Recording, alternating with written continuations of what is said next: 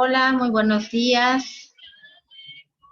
Les damos la más cordial bienvenida a nuestra tercera sesión de catecismo en la capilla Nuestra Señora del Rosario, perteneciente a la parroquia San Martín Caballero. Pues esta es nuestra tercera sesión, chicos. Espero que estén compartiendo las enseñanzas con la familia. Vamos a ponernos en disposición para escuchar el catecismo del día de hoy. Les damos la más cordial bienvenida, como les dije. Okay, vamos a dar inicio. Prepárense. En este momento vamos a ver el tema número 3, el cual se llama La Iglesia que peregrina en Yucatán.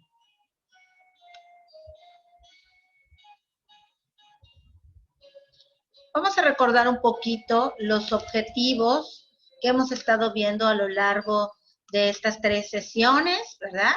Para que no se les vaya olvidando un poquito de lo que hemos estado viendo.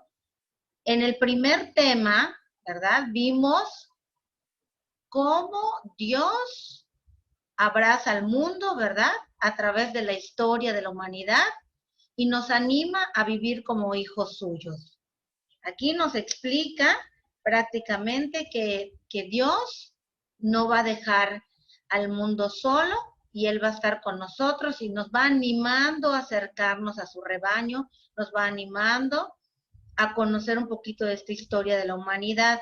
Como recordábamos en un principio, o sea, nosotros aprendemos diferentes formas de cómo se creó el mundo, ¿verdad? Entonces aquí pudimos darnos cuenta a través de la hermosa creación que hizo Dios y que nos pide cuidar y establecer ciertas situaciones para el cuidado de nuestro mundo, de lo que Él nos regaló para vivir acá. El objetivo número 2, que es el tema 2, ahí podemos ver cómo nosotros conocemos el testimonio de los primeros cristianos en tierras mexicanas y reconocemos la acción del Espíritu Santo que da plenitud a todas las culturas y naciones. Nos vamos dando cuenta cómo llegaron hasta nosotros, ¿verdad? En toda la cultura mexicana, cómo fue llegando esta evangelización de nuestro Señor. Y el día de hoy, el objetivo 3 es que el interlocutor conozca, o sea, los niños conozcan la acción evangelizadora de los primeros cristianos en tierras yucatecas, valorando la acción amorosa de Dios que llama a los hombres de toda raza, lengua, pueblos y naciones para ser familia suya, para ser uno mismo. O sea, ¿qué nos está dando a explicar? Que aquí lo vimos de manera mundial en el objetivo 1. En el objetivo 2 lo vimos a nivel República Mexicana, ¿verdad? Por eso les puse acá un dibujito del mapa. Y el día de hoy vamos a hablar más en específico en tierras yucatecas. ¿Cómo llegó esta evangelización a todo Yucatán? Vamos a ponernos en disposición, vamos a hacer la oración. Te pido por favor que la realices conmigo. Vamos a ponernos en paz, en calma, a dejar lo que estamos haciendo, no distraernos durante la oración, por favor. En el nombre del Padre, del Hijo y del Espíritu Santo. Amén. Quiero escuchar tu voz. Jesús, quiero escuchar tu voz y seguir tus enseñanzas. Quiero conocer tu vida, tus palabras, tus gestos de amor verdadero. Quiero prestar mucha atención a lo que nos dices cada domingo en la misa. Quiero aprender a vivir como discípulo y seguir tus pasos. Abre mi corazón, mis oídos, mi inteligencia, para que pueda recibir tu mensaje y cambiar mi vida. Quiero escuchar tu voz para vivir cada día más cerca de Dios. Que así sea, Señor. En el nombre del Padre, del Hijo y del Espíritu Santo. Amén. Bien, vamos a ponernos en disposición ¿Ok? Vamos a ponernos en disposición. Te pido que prepares tu libreta, tu lápiz, tu bolígrafo, todo lo que tengas cerca, todos tus instrumentos, tu Biblia, ¿ok? Si vas a utilizar lápiz, tu borrador, tu tajador, o sea, todo. Acerca todo porque ya vamos a empezar a trabajar con el tema. Entonces, sí es muy importante que tú tengas todas tus cosas a la mano para ir tomando nota y que no se te acumulen las tareas. Entonces, conforme lo vayamos diciendo, tú vayas tomando nota de lo que se va a expresar durante el tema. ¿Ok? Bien, vamos a hablar en este momento de cómo estaban los mayas, ¿verdad? ¿Cómo estaban los mayas, nuestros antepasados, cuando inició la evangelización? Entonces, vamos a ir recordando estos tipos de periodos. Yo sé que a lo mejor en la escuela te han enseñado, ¿verdad? Creo que en tercer grado vieron la materia de mi entidad y entonces hablaron de todo la historia de Yucatán, ¿verdad? Cómo fueron estos periodos, el preclásico, el clásico, el posclásico. El día de hoy vamos a hablar un poquito de todos estos tipos de periodos, pero cómo hacen ese acercamiento hacia la religión, hacia la evangelización. Entonces, vamos a empezar a recordar qué es lo que sucedió primero en Yucatán, cómo vivían Yucatán, cómo vivían los mayas, cómo estaban estos nuestros antepasados, en quién creían, si creían o no creían, ¿verdad? En sesiones pasadas empezamos a recordar que nuestros antepasados tenían diferentes dioses, adoraban a la lluvia, al dios de la lluvia, al dios del maíz. Entonces, ya en sesiones pasadas hemos escuchado parte de estos conceptos. Sin embargo, el día de hoy vamos a hablar en específico de los mayas. Entonces, empezamos con el periodo preclásico, ¿verdad? Aquí podemos observar algunas imágenes importantes del periodo preclásico. Ese periodo preclásico que se da en el año 1200 antes de Cristo hasta el 300 después de Cristo. ¿Qué quiere decir?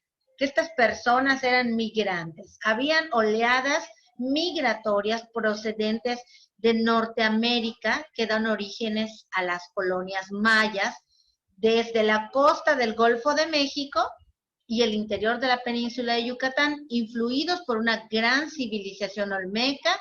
Se erigieron varias ciudades de gobierno teocrático, siendo el más importante Tikal en Guatemala.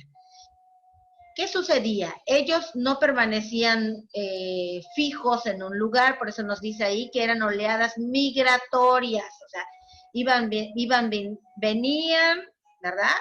Y ponían su agricultura, sus cosas, o sea, todavía no estaba como que totalmente fomentada estas personas, ¿no? Estas colonias mayas. Sin embargo, aquí nos van explicando que ya en el periodo preclásico hace que se vayan estableciendo, ¿no? De la costa del Golfo de México hasta el interior de la península de Yucatán. Entonces, aquí podemos tener una observación en donde vemos más o menos cómo eran los mayas y recordando un poquito al respecto. Posteriormente, viene algo que le llamamos el periodo clásico. El periodo clásico se da en el año 300 al 1000 después de Cristo. Este periodo clásico, ¿verdad? Que nosotros le llamamos así, es el periodo, podemos decir, de apogeo de las grandes ciudades, como el estado como Huachacún y Tikal en Guatemala, Palenque, Chiapas, y Chichén Itzá en Yucatán. Entonces acá les pusimos algunas imágenes interesantes, como ustedes pueden ver acá, es Chichén Itzá, aquí lo tenemos, ¿verdad? Aquí fue una principal, ahora sí que una principal ciudad en donde habitaron los mayas. Por eso las ruinas, por eso los lugares que ahora nosotros vemos como ruinas, pues antiguamente eran ciudades en donde habitaban estos mayas, ¿verdad? Todos nuestros antepasados. Pero también tenemos Palenque, Chiapas, ¿verdad? También tenemos Palenque. También podemos observar que son similares las formas de la ciudad. Y posteriormente tenemos a Huachacún y Tikal, que estos se encuentran en Guatemala, que estos también pertenecieron a gran población maya, ahora sí que a las colonias mayas, a las ciudades mayas. Posteriormente vamos a hablar de lo que es el periodo postclásico. En el periodo postclásico, este se da en el año 1000 a 1541 después de Cristo. ¿Qué sucede acá? Abarca el esplendor de la Liga de Mayapán y de su decadencia, lo que da origen a 16 pequeños cacicazgos que se enfrentaron entre sí hasta el siglo XVI. Fueron sometidos por los conquistadores españoles.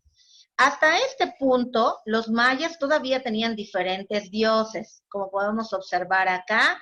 Esos caciques eran los que, ahora sí que los dueños de los mayas, ¿verdad? Ellos son los que llevaban toda la parte política, toda la parte de la gobernanza.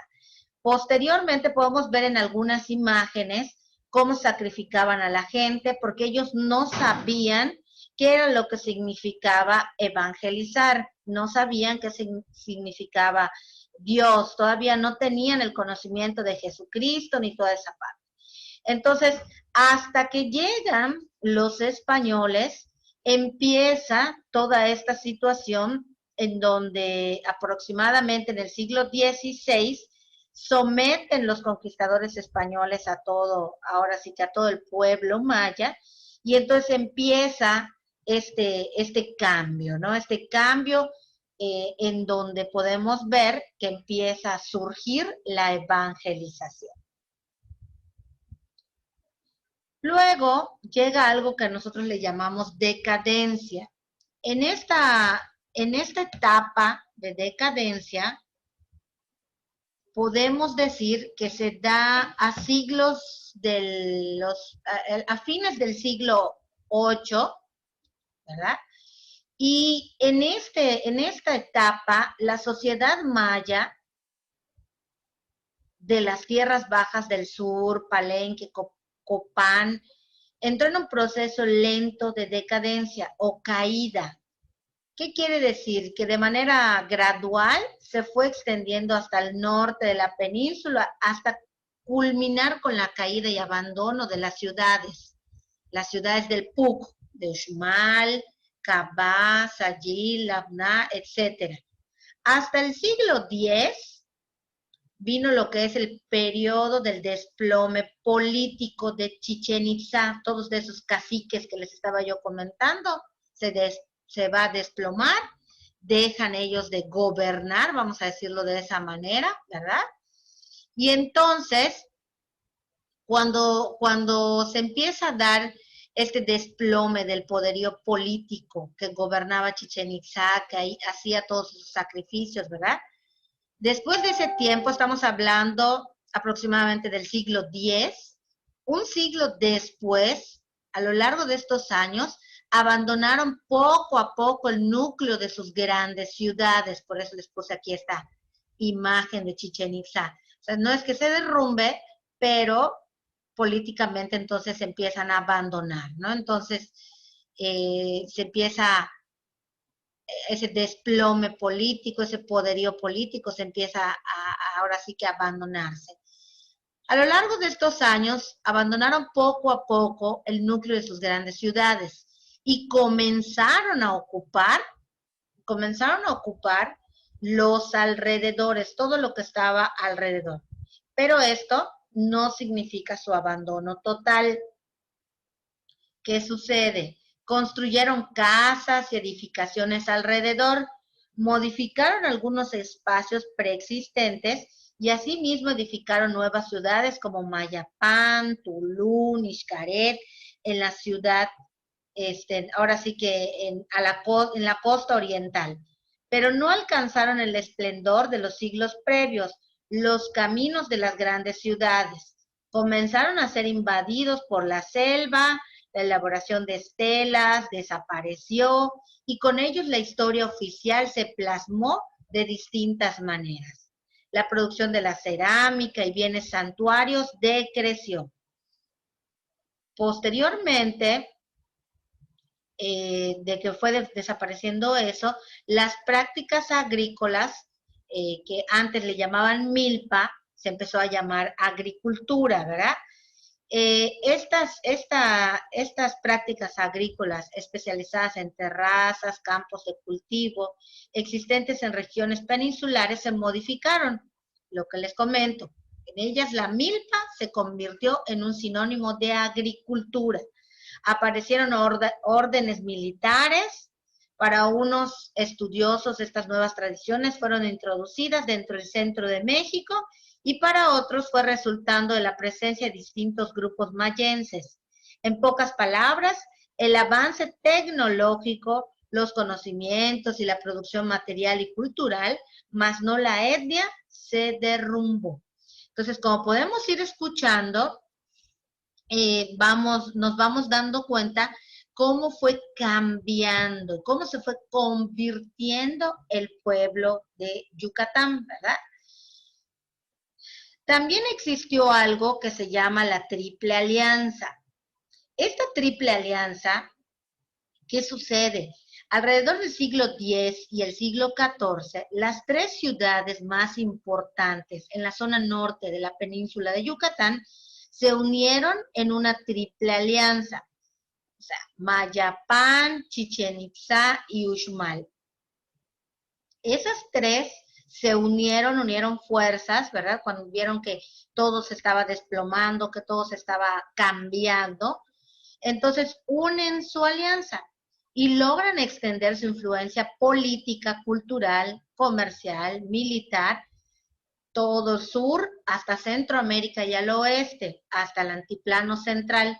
El gran poder desarrollado por la Triple Alianza duró poco tiempo, puesto que el jefe y señor de Mayapán derrotó al jefe y señor de los Itzáes de Chichén Itzá. O sea, entre ellos se pelearon por el poder, quienes se vieron obligados a abandonar su ciudad y dirigirse a la isla de Tayasal, en el norte de Guatemala, según el relato del Chilambalán de Chumayel. Entonces, como podemos observar, hasta al hacer esta triple alianza, entre ellos mismos se pelean y deshacen esa triple alianza. ¿Qué va sucediendo? Hubo un conflicto y división de cacicazgos. Posteriormente, las contradicciones políticas y económicas de dominio y poder hicieron que las relaciones entre el jefe de Mayapán y Uxmal se deterioraran y que el pueblo se rebelara. Un líder rebelde de Uxmal, al frente de los inconformes, logró hacerse jefe de la ciudad y entró en guerra contra Mayapán entre los años 1441 y 1461. Se formaron dos grupos, los Cocomes de Sotuta al mando de Nachicocom y los Tuturshus de Maní al mando de Atzún. En 1536, los primeros derrotaron a los segundos. Durante esos años, la zona maya del norte de la península se dividió en varios cacicazgos, pequeños hasta la primera llegada de los españoles a la costa de la península de Yucatán. En 1517, y que años después la zona sería conquistada por los españoles. Entonces vamos entendiendo cómo era su forma de vida, ¿verdad? Cómo ellos luchaban por los poderes, cómo entre ellos se hacían daño, porque no había una creencia que los motive, que los incentive, ¿verdad? A tener ciertas reglas, ahora sí que ciertos parámetros para cuidarnos entre todos, para amarnos entre todos como hermanos que somos y no para hacernos daño. Entonces, todo este breve repaso que hemos escuchado de un poquito de la historia de Yucatán, de nuestra gente, de nuestros antepasados que habitaron en estas tierras desde hace muchos, muchos años, nos permite apreciar y comprender cuál era la situación social del pueblo maya al momento que inicia la evangelización, casi al mismo tiempo que inicia la colonización, que era cuando llegaron los españoles, pero con otros objetivos y con otros fines. No podemos simplemente identificar la conquista como la evangelización. Ojo, hay que tener mucho cuidado ahí. O sea, sí hubo parte de, porque vienen todas esas creencias, vienen todas sus tradiciones también de los españoles que nos van inculcando esta evangelización, pero tampoco podemos decir simplemente identificarlo como que la conquista fue la evangelización. Ok, muy bien. Te voy a pedir en este momento que agarres tu Biblia. Vamos a buscar la siguiente cita bíblica, Marcos capítulo 6, versículo del 7 al 12. ¿Okay? Biblia, vamos a buscar Marcos capítulo 6, versículo del 7 al 12. Misión de los 12. Y recorrían los pueblos del contorno enseñando. Y llama a los 12 y comenzó a enviarlos de 2 en 2, dándoles poder sobre los espíritus inmundos. Les ordenó que nada tomaran para el camino, fuera de un bastón, ni pan, ni alforja, ni dinero en la faja, sino calzados con sandalias, y que no vistan 2 túnicas. Y les dijo, cuando entren en una casa, quédense en ella hasta marchar de allí. Si algún lugar no les recibe y no los escuchan, márchense de ahí, sacudiendo el polvo de la planta de sus pies, en testimonio contra ellos. Y yéndose de ahí, predicaron que se convirtieran. Palabra de Dios. Gloria a ti, Señor Jesús. Bien, acabamos de escuchar una cita bíblica, ¿verdad? En donde Jesús envía a sus apóstoles a evangelizar, pero les da unas instrucciones precisas.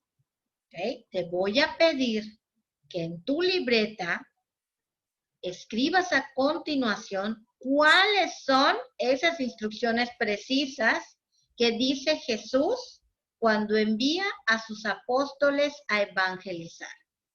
¿Qué les dice? Vamos a escribirlo. Escríbelo en tu libreta. Si no te quedó muy claro, puedes volver a leer la cita bíblica.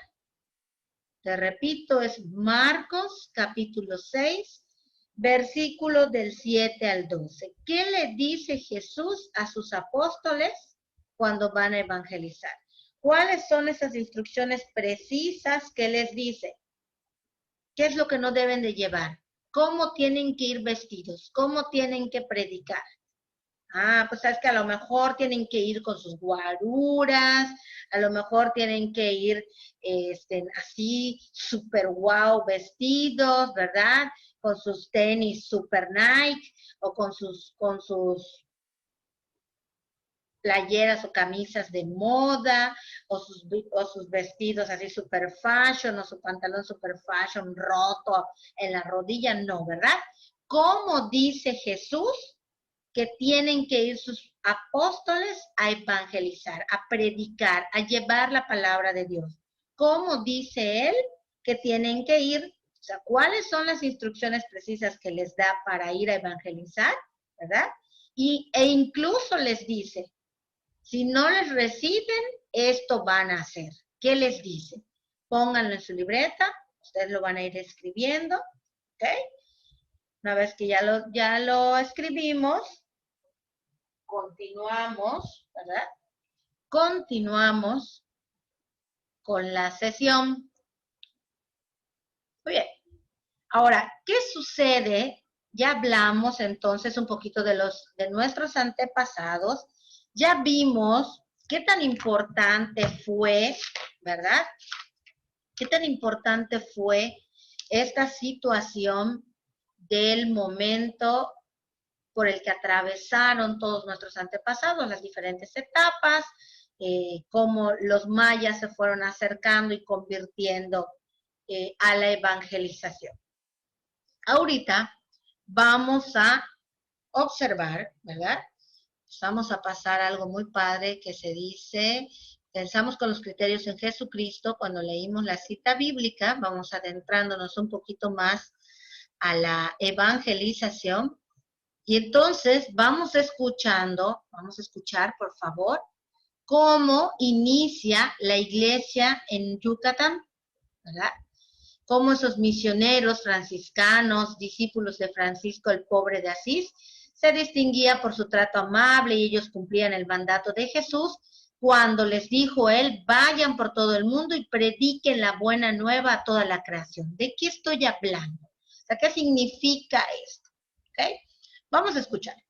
Los primeros misioneros en estas tierras del Mayab, todo Yucatán, asumieron con profunda valentía el envío misionero de Jesús a los apóstoles.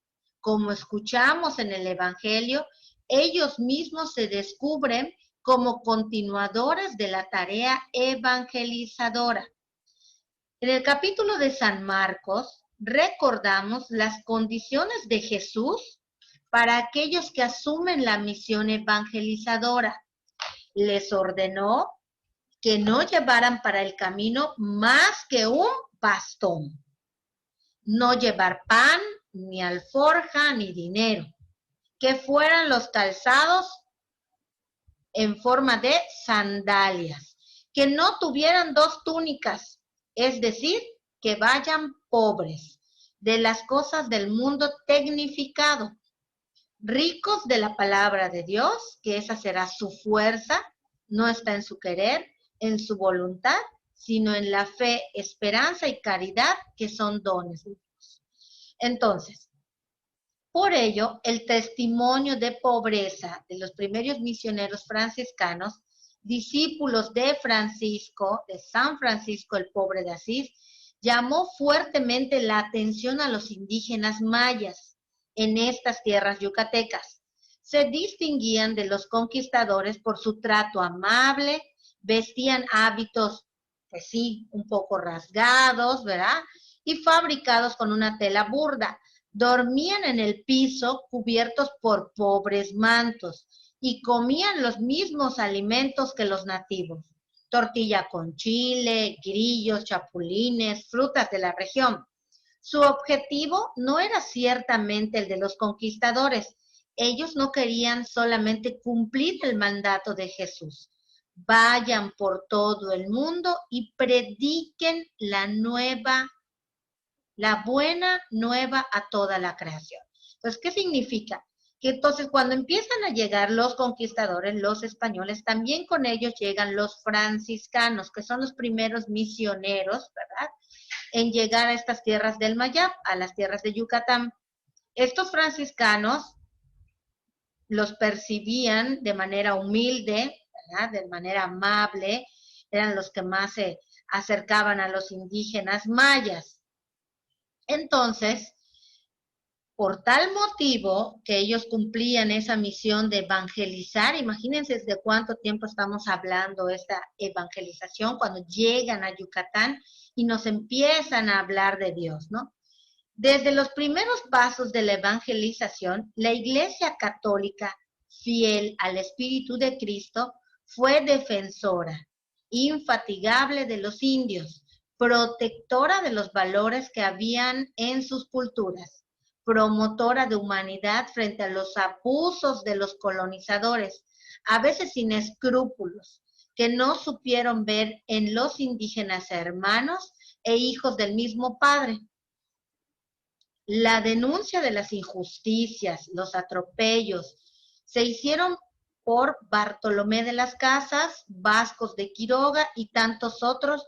Fue como un clamor que propició una legislación inspirada en el reconocimiento del valor sagrado de la persona y a la vez un testimonio profético contra los abusos cometidos en esa época de la colonización. Todos ellos fueron intrépidos luchadores por la justicia y evangelizadores de la paz. No los movían las ambiciones terrenales ni intereses personales, sino el urgente llamado a evangelizar a unos hermanos que aún no conocían a Jesucristo. O sea, nosotros, nuestros antepasados mayas que todavía no conocíamos a Jesucristo. La iglesia, al encontrarse con esos grupos nativos, trató al principio de acompañarlos en la lucha por su propia supervivencia, enseñándoles el camino de Cristo Salvador desde la injusta situación de pueblos vencidos, invadidos y tratados como esclavos. Imagínense qué tristeza de que llegan a predicar la palabra de Dios, pero no iba a ser fácil porque se encontraron con un escenario totalmente complicado en donde la gente no conocía a Jesucristo, no conocía a Dios. La gente tenía otros dioses, como platicábamos, tenía otra mentalidad, tenía otra conciencia humana total. Entonces, imagínense qué complicado es decirle a las personas, a los niños, a los adolescentes, a todo el pueblo maya, de que este color que estás viendo es este color, no lo veas como otro color, ¿no? Entonces, tratar de decirle a la persona, a lo mejor los mayas en ese momento, no veían que esto era una pluma. Ellos tenían otro conocimiento. Entonces, cuando llegan los misioneros franciscanos, les explican, esto se llama de esta manera y significa esto. Entonces, ¿qué tan complicado además llegar y ver que los maltrataban, eran esclavos, o sea, pasaban por muchas injusticias, ¿no? Entonces, precisamente, cuando empiezan a llegar ellos, es precisamente con esta mirada de fe que ahora vamos a conocer momentos muy importantes del nacimiento de la fe cristiana en Yucatán, en nuestras tierras yucatecas, momentos en los que se derramó la gracia de Cristo en nuestra cultura, en nuestra gente, en nuestro pueblo.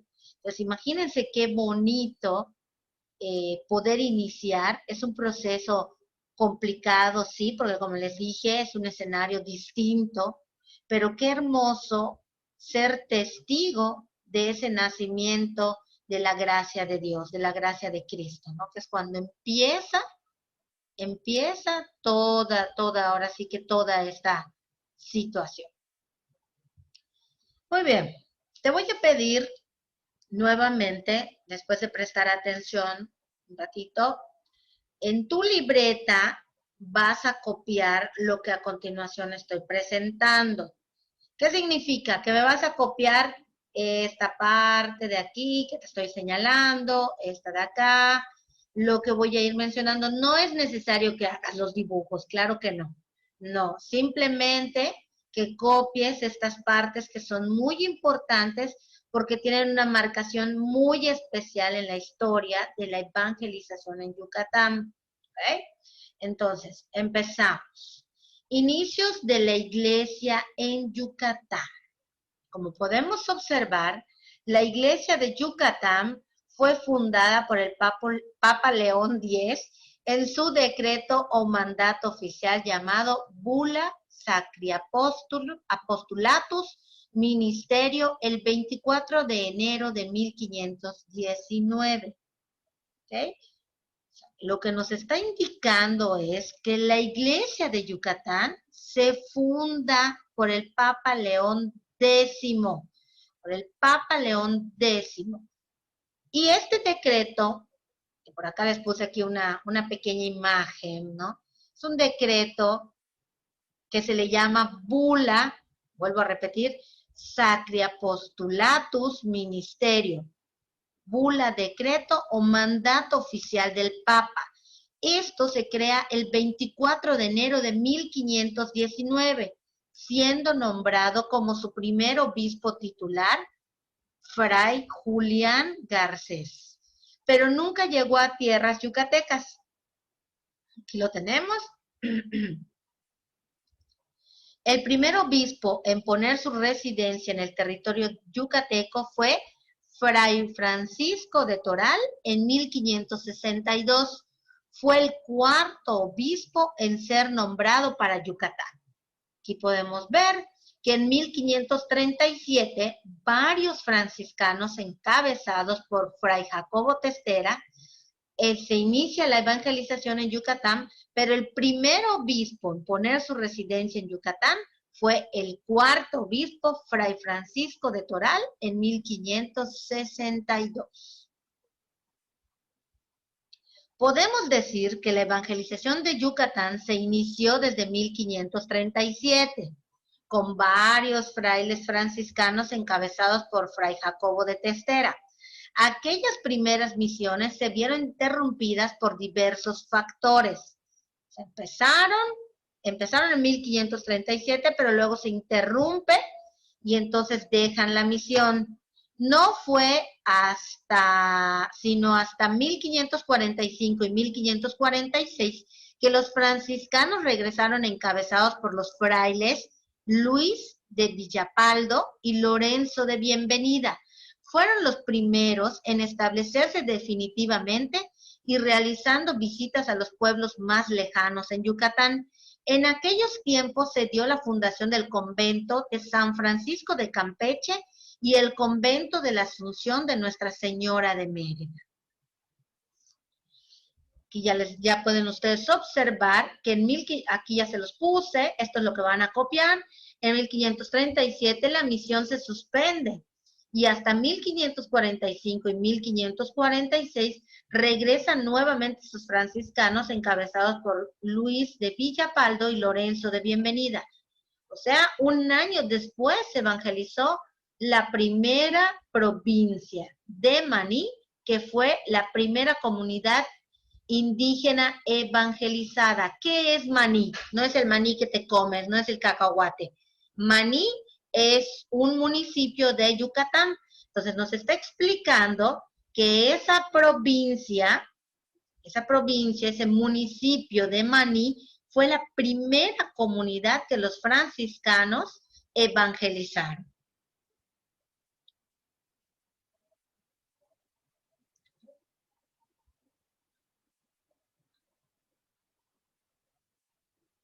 Bien. Después de que en esos últimos meses, de que en 1547 se evangelizó la provincia de Maní, el municipio de Maní, asimismo, contemporáneamente, en ese mismo entonces, el convento de Maní se realizó y también se realizaron los conventos de San Francisco de Asís de Concal y el convento de San Antonio de Padua de Izamal. Por aquí les puse una imagen. ¿Okay? Este es Izamal, precioso convento. Este es el que pueden observar como el convento de Izamal. Este es Maní y este es el de Concal. Entonces, el convento de Maní fue realizado contemporáneamente con estos otros dos, con los conventos de San Francisco de Asís de Concal y con el de San Antonio de Padua de Izamal. ¿Okay? Un dato muy interesante que te pido que de verdad cópialo ahí muy bonito en tu libreta, subráyalo para que sepas.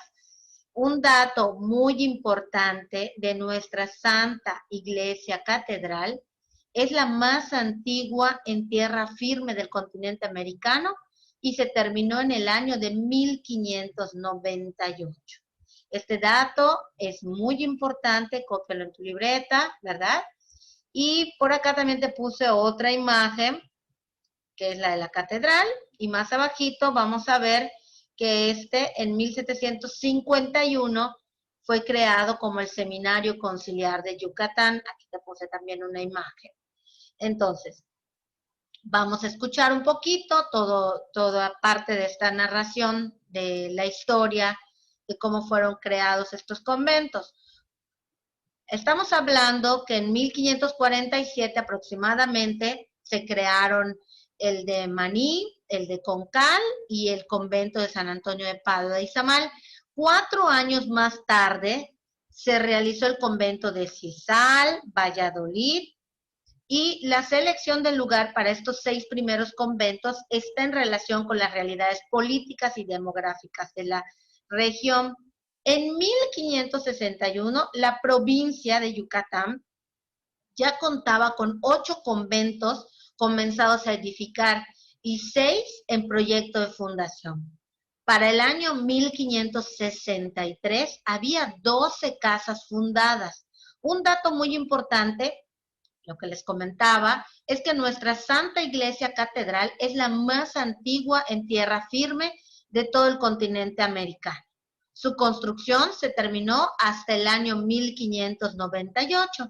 Los primeros franciscanos que fundaron los conventos, templos y escuelas donde impartían educación y evangelización a niños y adultos.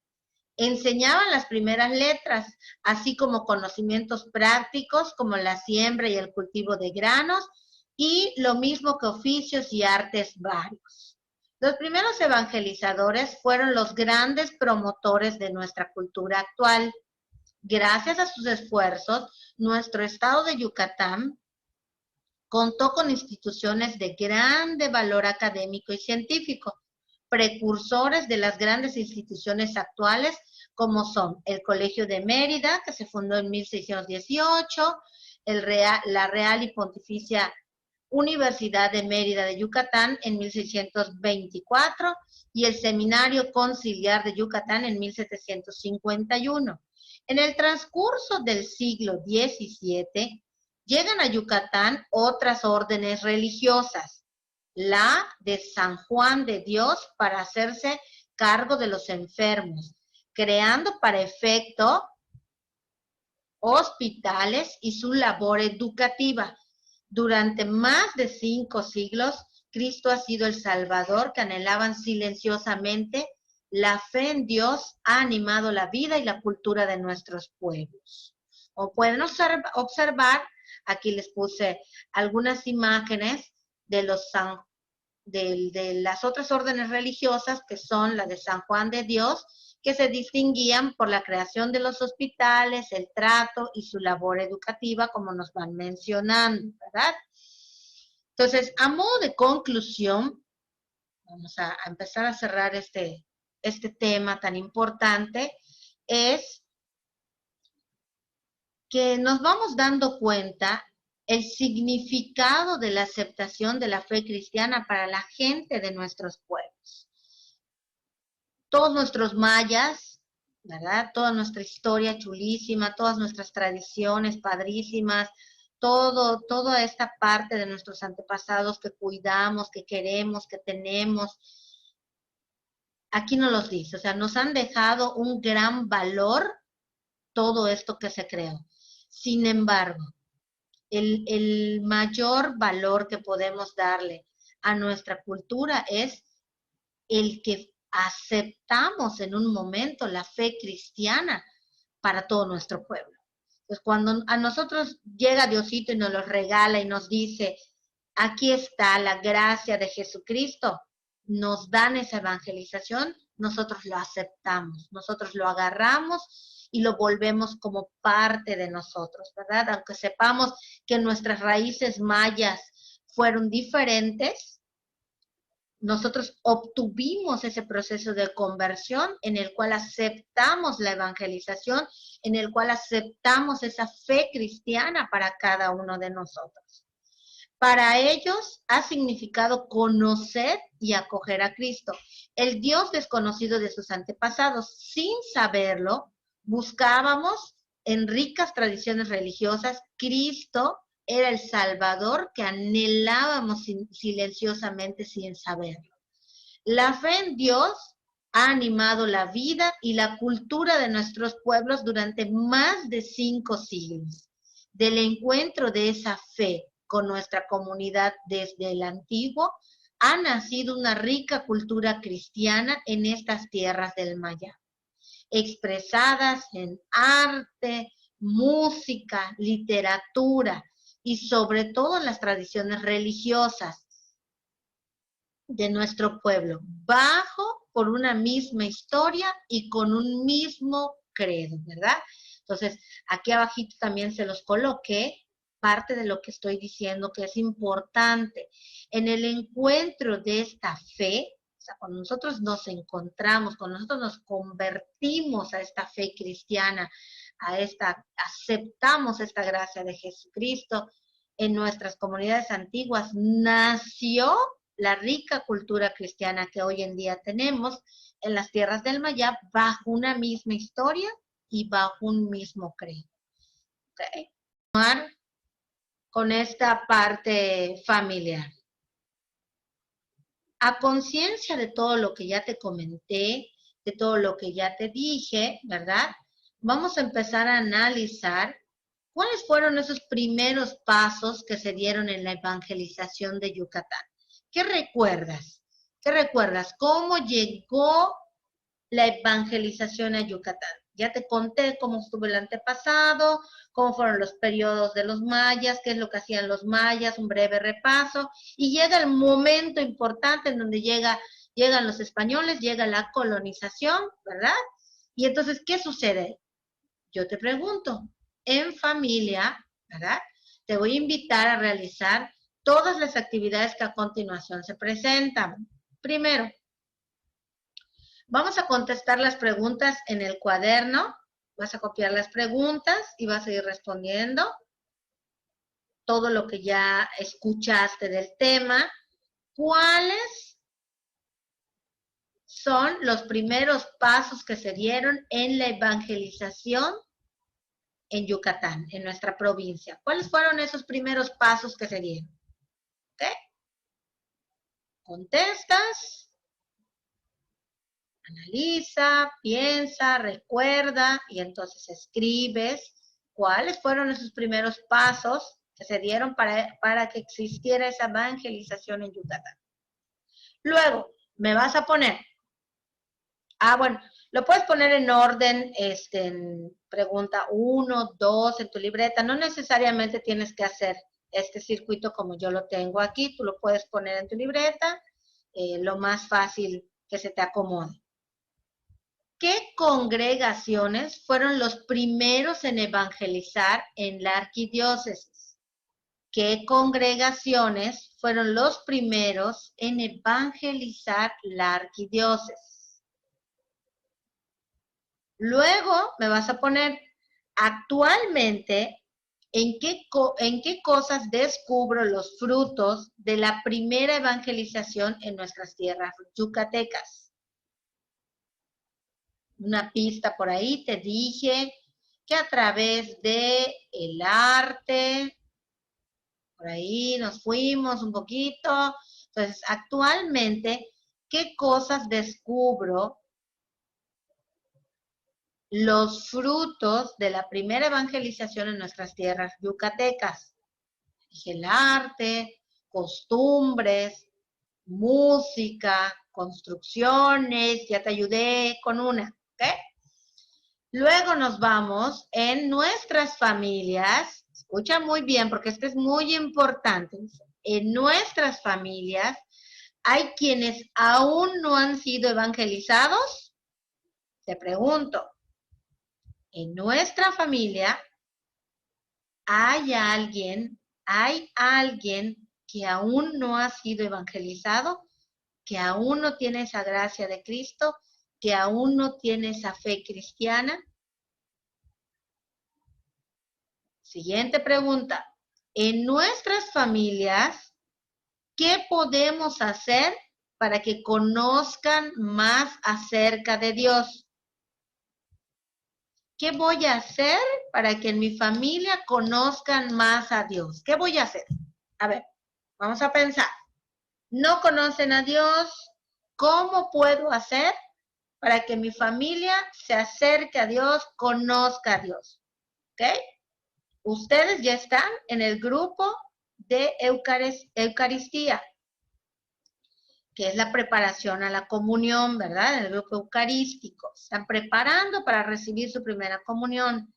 Entonces nos toca, los que estuvieron en la plática de la carta compromiso, ¿verdad? Ahí les dije que tanto los papás como los padrinos vamos a revivir ese momento de nuestra comunión. Es un motivo muy especial para que todos nos acerquemos, para que todos intentemos conocer más acerca de Dios. Entonces, pueden proponerse alguna meta, por ejemplo, hacer oración durante los alimentos, en la mañana o en la tarde o en la noche, buscar un momentito en el cual puedan dar gracias por los alimentos. Vamos a empezar con algo básico. Si no lo haces, y si lo haces, entonces tengo que buscar otra actividad. ¿Qué es lo que puedo hacer para que mi familia conozca más acerca de Dios? Pues entonces los domingos que tengo que escuchar la misa en línea, tengo que decirle a mi papá, a mi mamá, que escuchemos esa misa en línea, ¿verdad? Entonces, es importante que todos como familia llevemos ese sentido de conversión para la primera comunión. Vamos a revivir ese momento tan importante, ese acontecimiento tan importante que es la primera comunión. Y como siguiente pregunta, ¿qué podemos hacer para que conozcan más acerca de Dios? Ahora, ya hablamos, es la misma pregunta, sí, ya lo sé, pero aquí hablamos en el entorno mi familia, en mi casa. ¿Qué voy a hacer para que ellos conozcan más acerca de Dios? Pero en la siguiente es al prójimo, al que me rodea, a todos los demás. ¿Qué puedo hacer para que esa gente que no conoce a Dios conozca más acerca de Dios? ¿Cómo voy a poner mi granito de arena para que esa gente que no conoce a Dios la conozca? Sepa lo maravilloso que es vivir con el amor de Dios, con el amor de Cristo, tener esa gracia de Cristo en nuestros corazones, ¿verdad? Entonces, ¿qué voy a hacer? Tengan un reto tan importante ahí, piénsenle un poquito. ¿Qué puedo hacer para que la demás gente que no conoce a Dios la conozca? Muy bien. Siguiente. Como familia, durante la semana, nos daremos a la tarea de conocer alguna historia de la congregación de las primeras evangelizaciones de nuestra arquidiócesis. Ojo, acá hay una respuesta, se los puse como tip. Entonces, franciscanos o jesuitas, tengo que investigar alguna de estas dos, ¿verdad? Plasmarlo en mi libreta. Si tengo impresora y lo quiero imprimir, adelante, también lo puedo imprimir en mi libreta. Si tengo internet, lo puedo copiar, también no necesariamente tienes que imprimirlo, lo puedes copiar. Un poquito de la historia de estas primeras evangelizaciones, ya sea de la de los franciscanos o de los jesuitas. Posteriormente, vas a colocar si conocemos o tenemos familia en algún lugar donde se conserven los conventos franciscanos, investigar su historia. Yo te mencioné a lo largo de la sesión algunos conventos franciscanos, ¿verdad?, que se crearon. Entonces, si los conocemos o no los conocemos, o si tenemos familia, ¿verdad? Si los conocemos y tenemos familia, Va, pongo el que conozco o pongo el de donde es la familia, el municipio donde se encuentra el convento. Pero si ninguna de esas opciones, o sea, si no lo conozco y tampoco tengo familia, bueno, pues entonces te va a tocar investigar el convento que tú desees. Investigas un convento y pones un poquito de su historia de ese convento que estás investigando, ¿ok? Luego, te voy a recordar que deberás aprenderte lo siguiente. En el calendario que les enviamos está ahí las 4 preguntas que se deben de aprender en el mes de septiembre. Entre esas están que debes saber todo cristiano, cómo se hace la señal de la Santa Cruz y su significado, ¿verdad? Y los mandamientos de la ley de Dios, muy importante. Entonces te pido, yo sé que eres muy chévere, que tú ya lo sabes, los mandamientos de la ley de Dios lo vieron desde 5º grado, ¿verdad?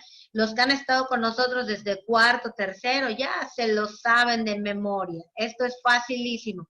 Pero si se te olvidó, si no lo sabes, te pido entonces que nuevamente los repases, te los aprendas, ¿verdad?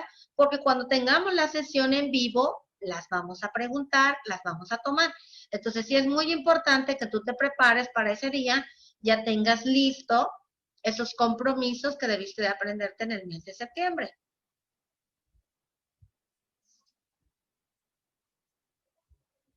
Muy bien. Hemos llegado a una parte importante. Antes de despedirme, ¿verdad? Vamos a recordar, vamos a hacer nuestra oración final de una manera diferente. ¿Okay? Vamos a hacer una oración final de una manera diferente. Sí es muy importante que observes. En este caso yo les puse aquí una imagen, ¿verdad? Pueden observar la imagen de la Biblia con la cruz. Ando tapando un poquito la vela, ahí está acá, ¿verdad? Sin embargo, también de manera física, voy a mover un poquito la lab para que ustedes lo puedan observar. Aquí está. Por aquí yo tengo mi pequeño altar. Entonces, aquí está mi Biblia, ¿verdad? Que es muy importante tener nuestra Biblia a la mano, ¿verdad? Por aquí puse una cruz, que es muy importante también tenerla. Y por aquí está mi veladora. A ver. Ok. Bueno. ¿Por qué lo puse? Porque el día de hoy vamos a cerrar de una manera especial, de una manera diferente. ¿Ok? Te voy a pedir que cierres los ojos. Yo sé que no es una música, ahorita te voy a poner un poquito de música, pero sí necesito que te concentres porque vamos a hacer una oración muy especial, ¿ok? Entonces, te pido que te pongas en disposición, vamos a ponernos en disposición, vamos ahora sí que a pensar todo lo que hemos recordado, todo lo nuevo que estamos aprendiendo, ponernos en manos de Dios para que se haga su voluntad, ¿verdad? Y no la nuestra. Y sobre todo para que no nos falte salud en esta época tan diferente. Entonces, vamos a prepararnos, ¿ya? Deja tu libreta, deja a un lado tu Biblia, hace un ladito, prepárate, ponte cómodo, porque sí es muy importante que te concentres en todo lo que voy a ir diciendo. Entonces, te pido que cierres los ojos, ¿ok? En el nombre del Padre, del Hijo y del Espíritu Santo. Amén. Hoy hemos recordado la vocación misionera de la Iglesia, especialmente en nuestra arquidiócesis de Yucatán.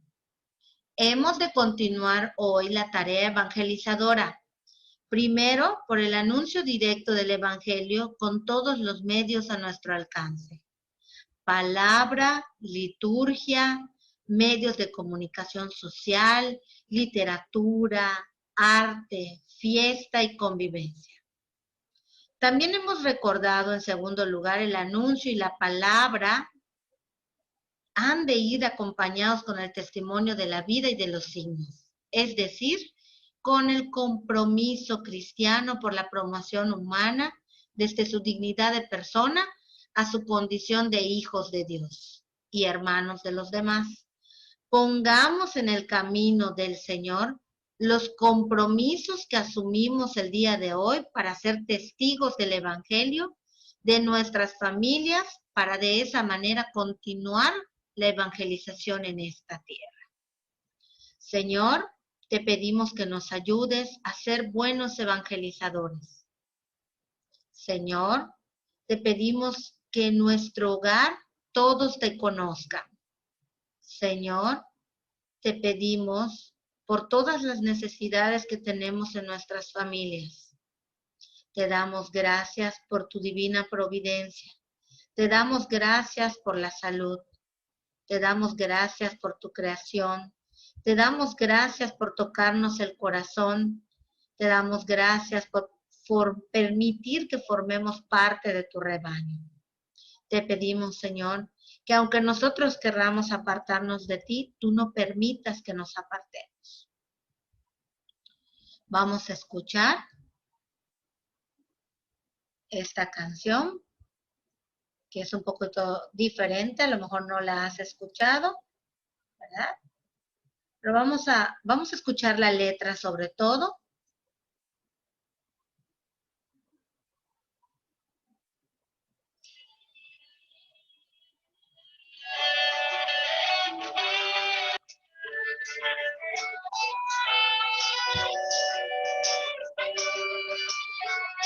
Profeta del Señor yo soy, a todas las naciones yo iré,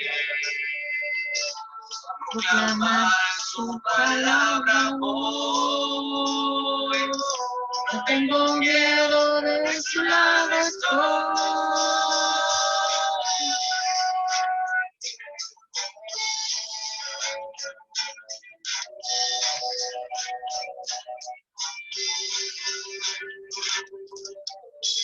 Hace tiempo el Señor me habló, me vio a los ojos y me recordó que es momento de nuestra misión.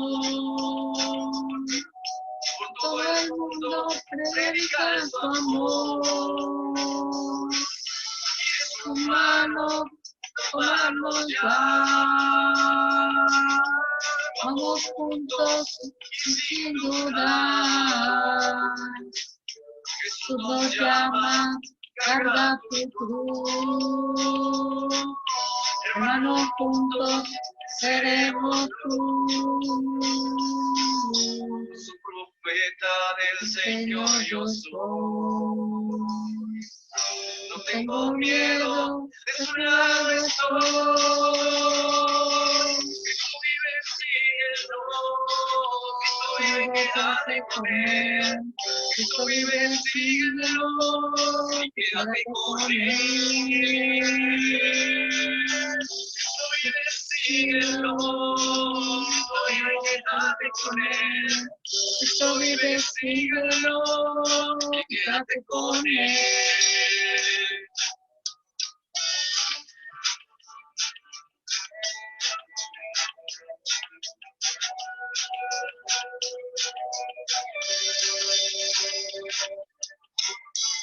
Su camino estamos ya, su espíritu nos mandará un testimonio de amor por dar. Viene, resucitó, profeta del Señor yo soy.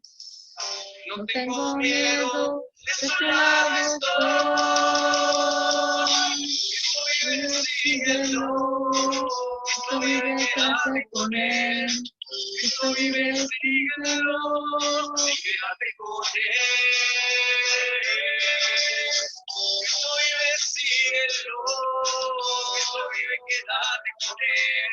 Cristo vive, síguelo y quédate con Él. Cristo vive, síguelo. Cristo vive, quédate con Él. Cristo vive, síguelo y quédate con Él. Cristo vive, síguelo. Cristo vive, quédate con Él.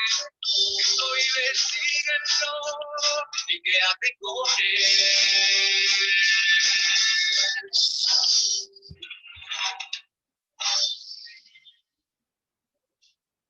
Muy bien. Después de haber escuchado esta canción, en donde pues nos dice que todos somos llamados a ser profetas, ¿verdad? Cuando fuimos bautizados, todos fuimos llamados a ser profetas, todos somos llamados a evangelizar. Así que el día de hoy, mis chicos, chicas, tienen que buscar la manera de cómo vamos a evangelizar a esas personas que aún no conocen a Cristo. Tenemos un compromiso muy grande. Vamos a ponernos para terminar esta oración diferente, ¿verdad? En disposición. En nombre del Padre, del Hijo y del Espíritu Santo. Amén. Padre nuestro que estás en el cielo, santificado sea tu nombre, venga a nosotros tu reino, hágase tu voluntad en la tierra como en el cielo. Danos hoy nuestro pan de cada día, perdona nuestras ofensas, como también nosotros perdonamos a los que nos ofenden. No nos dejes caer en la tentación y líbranos de todo mal. Amén. Dios te salve María, llena eres de gracia, el Señor es contigo. Bendita eres entre todas las mujeres y bendito es el fruto de tu vientre, Jesús. Santa María, Madre de Dios, ruega, Señora, por nosotros los pecadores, ahora y en la hora de nuestra muerte. Amén. Dulce Madre, no te alejes, tu vista de mí no apartes. Ven conmigo a todas partes y nunca solo me dejes. Ya que me proteges tanto como verdadera Madre, haz que me bendiga el Padre, el Hijo y el Espíritu Santo. Amén. Nuestra Señora del Rosario, ruega por nosotros y por nuestros seminarios. Pues muy bien, chicos, nos vemos en la siguiente sesión. Échenle muchas ganas para terminar sus compromisos y pues nos estamos viendo. Muchas gracias, un abrazote, cuídense mucho, excelente semana.